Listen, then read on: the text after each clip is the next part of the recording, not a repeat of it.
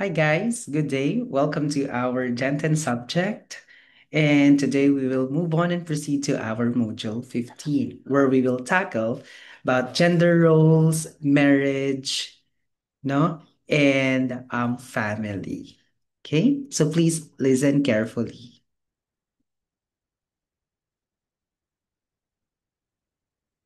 All right, so for today, we'll focus on understanding love and friendship and how these important aspects of human relationships apply to both same gender and other gender connections.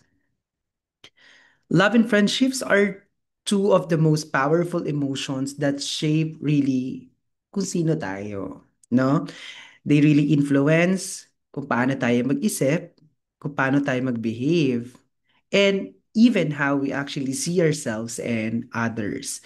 Pero minsan, mahirap talaga silang maintindihan. Love can bring extreme happiness, pero minsan din, it can cause pain and confusion. No? Ayan. So, the poet Elizabeth Barrett Browning once said na whoso loves believes the impossible. Okay, ibig sabihin nito, kapag nagmamahal tayo, we often believe that anything is possible.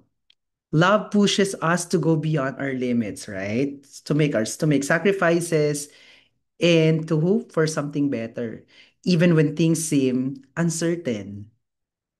Today, no, i-explore natin what love really means, how it connects to friendship, and how these relationships differ when experienced by people of the same gender and those of the opposite gender. Okay? So, now let's define the word love itself. Love is one of the most discussed and celebrated topics in human history, no? But it remains one of the hardest to define. Right? May mga kanya-kanya tayong definition of the word love itself. Okay, according to Linderberg 2008, love is made up of three important components. We have this eros, we have agape, and philos. Now, let's talk about each one. Eros, this is something that refers to the physical and sexual type of love. Ito yung romantic attraction or passion between two people. It's what makes your heart beat faster and makes you want to be close to someone physically and emotionally. Pero Eros can also be self-centered because it always seeks pleasure or personal satisfaction. Diba? This is why some relationships based only on attraction don't last long dahil kulang sila sa depth and understanding. Next one is agape. Ayan, this one. No? That's agape, which is the spiritual and the selfless kind of love. Ito yung uri ng pagmamahal na walang hinihinging kapalit. It's the kind of love that is pure and giving. For example, the love between parents and children, no? Or the love that motivates people to help others. It's patient, compassionate, and unconditional. That's why tinatawag rin tong unconditional love. The highest form of love. No? That's agape. And this is also the foundation to this what we call family love. Lastly is philos. It's the love of deep friendship. Ito naman yung pagmamahal na nakabatay sa tiwala, respeto, and pagkakaintindihan. It's the kind of love we share with our best friends, those who support us and naga-stay with us no through thick and thin. When we think about romantic love, ideally it includes all three, no? Etong eros, agape, and philos, pero in reality, relationships differ. Some may be full of passion but lack selflessness, no? Yung iba naman may have friendship and care but little attraction. That's why love is both beautiful and complicated because it combines emotions, reasons, and choice. Ayan. Love also affects our mental and emotional states. No, it can make us euphoric and joyful, but Anxious din, jealous, or even fearful. Kaya nga sabi nila, love is both a blessing and a test. It reveals who we truly are and how much we are willing to give for another person. Okay? O, di ba ang drama? No? Now, let's talk about how love and friendship are actually connected. According to Paludi 2012, both love and friendship share the same core values like trust, respect, no? Acceptance, open communication, ano pa? We also have loyalty and even mutual support.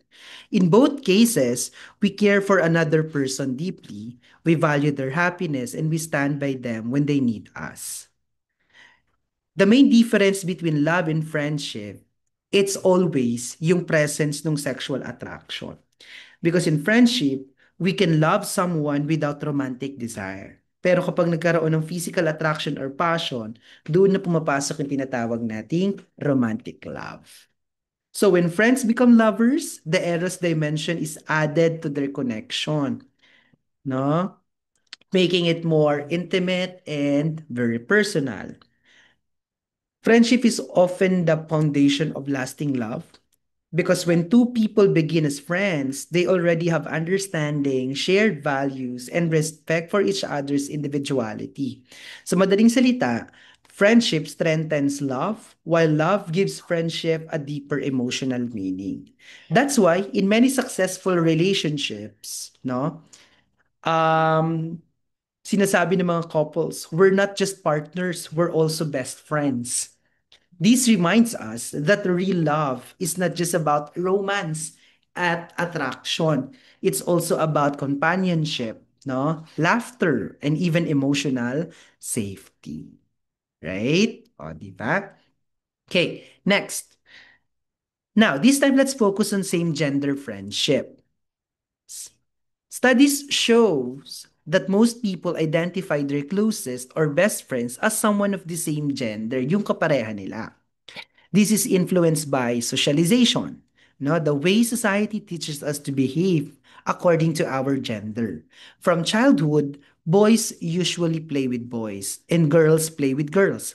Over time, itong mga early patterns na to, okay, it really shapes how they perform friendships as adults. Women's friendships are often described as emotionally deep and expressive. Okay? They share personal stories, feelings, and secrets. They even value intimacy and honesty, and they tend to support each other emotionally. Women also tend to have higher expectations in friendships. Take note of that.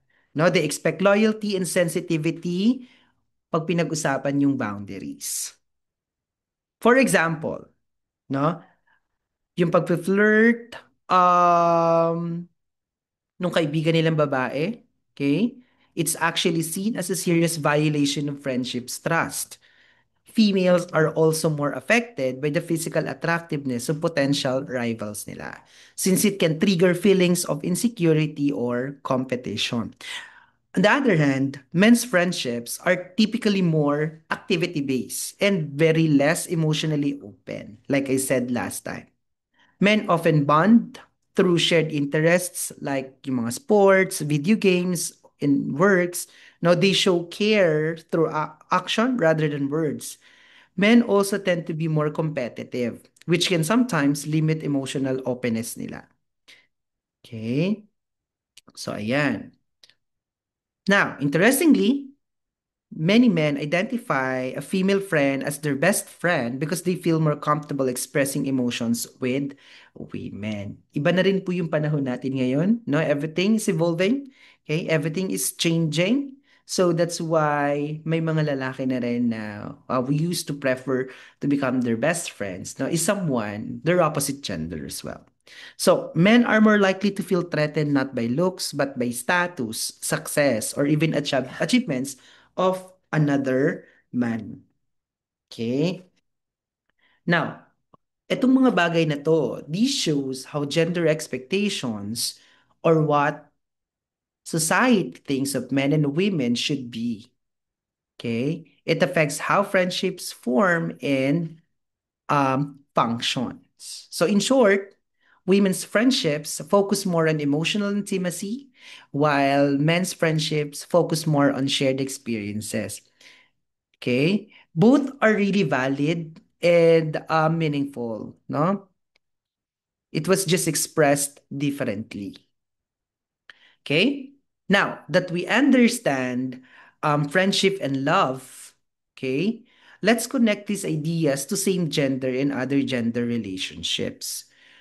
No matter what kind of relationship it is, whether between friends or romantic partners, the foundation should always, okay, be built on the big words like trust, respect, communication, and yung pagkakapantay-pantay.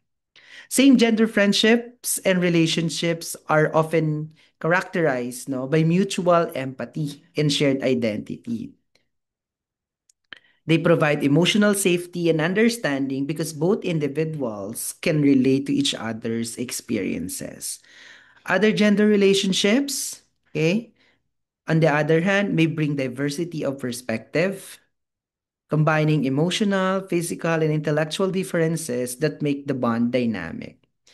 Pero, okay, society sometimes treats same-gender relationships differently. May mga biases at stereotypes pa rin. But in reality, both same-gender and other gender relationships can be equally genuine at loving. What defines the value of relationship? It's always and will never be gender, but it's always the authenticity of connection, and this is what we call care. So whether it's friendship between two women, two men, or a relationship between a man and a woman, love and respect are always the keys, okay, to a strong at healthy bond. At the end of the day, love is very universal. It crosses gender, culture, and even time. And it's what makes us human. Okay? So, to conclude this, no? And to wrap up yung discussion natin, love is complex, multidimensional, and deeply human. It can be passionate like Eros, selfless like Agape, or grounded in friendship like Philos. Friendship and love are closely linked. They both thrive on trust, communication, and mutual care. No? Ayan. So, same-gender friendships often show emotional closeness and understanding, while men's friendships are usually centered on shared activities. Both forms of connections are important and contribute to our sense of belonging. Whether same gender man or other gender, relationships are always valuable as long as they are built on respect, honesty, and compassion. Kaya tandaan niyo yung RHC na yan. At ang pinakamahalaga, ang pagmamahal at pagkakaibigan ay hindi nasusukat sa kasarian, kundi sa kung gaano tayo marunong magmahal ng totoo. Love in all its forms teaches us empathy, loyalty, and humanity, and it reminds us that even with our differences, we all share the same desire, of course, and that is to love and to be loved. Yan lang. And any questions? But if you have any, no, kung nahihiya man, please, you can reach out to me or mention that sa face-to-face meeting natin. Thank you and good luck sa activity.